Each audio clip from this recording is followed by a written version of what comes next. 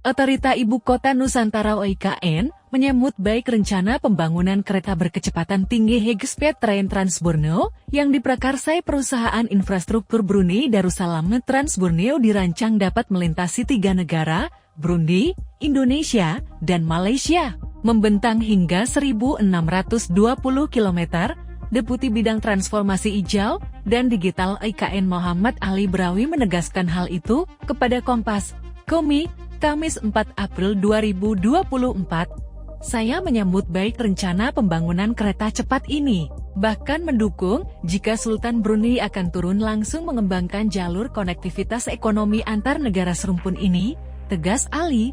Dukungan ini diberikan bukan tanpa alasan, menurut Ali. Ketika kereta berkecepatan tinggi dapat menjadi sistem transportasi efisien di tingkat regional bahkan lintas negara, akan memberikan peluang dan manfaat ekonomi dan sosial yang positif. Sebut saja peluang aksesibilitas yang lebih baik ke pasar regional dan internasional, lapangan kerja, investasi, dan kualitas hidup yang lebih baik. Ali juga berpendapat, transportasi yang efisien dapat mengurangi biaya di banyak sektor ekonomi. Selain itu, juga akan membawa dampak multiganda atau multiplier effect bagi penyediaan lapangan pekerjaan, serta pengembangan berbagai industri pemasok, dan luasnya akses pasar. Apa keuntungannya buat Ibu Kota Nusantara (IKN?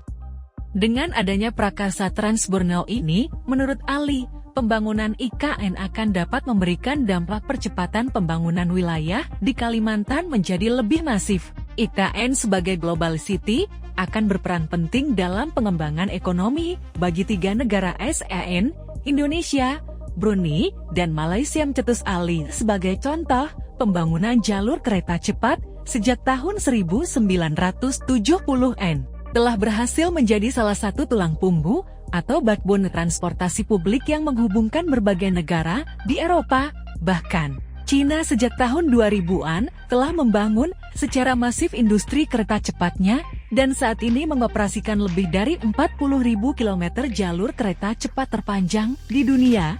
Hal ini telah berdampak positif dalam peningkatan dan pertumbuhan ekonomi Cina, ucap Ali.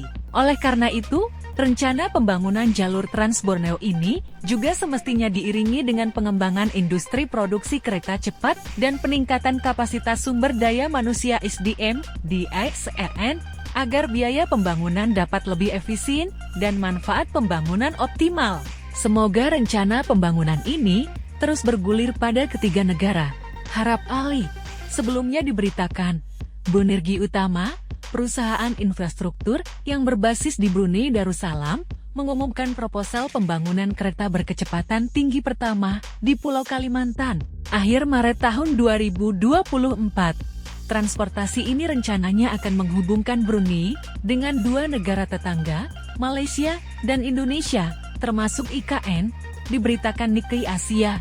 Senin 1 April 2024, perusahaan mengumumkan Trans Borneo akan menghubungkan sisi barat dan sisi timur Kalimantan, melintasi 3 negara Asia Tenggara. Tahap pertama disebut menghubungkan Pontianak, ibu kota Provinsi Kalimantan Barat, dengan Kuching dan Kota Kinabalu, ibu kota negara bagian Sarawak dan Sabah di Malaysia, serta distrik Putong di Brunei, dan wilayah barat di pantai utara Kalimantan. Tahap kedua berlanjut ke arah selatan, menghubungkan Tutong dengan Provinsi Kalimantan Utara dan Kalimantan Timur, termasuk Samarinda dan Balikpapan, dan nantinya akan menjadi ibu kota Indonesia di masa depan, Nusantara.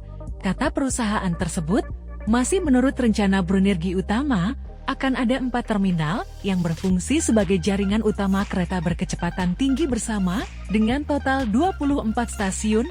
Sesuai usulan, kereta api cepat tersebut direncanakan melaju dengan kecepatan hingga 350 km per jam, dengan perkiraan biaya sekitar 70 miliar dolar AS, atau ekuivalen 1.112 triliun rupiah.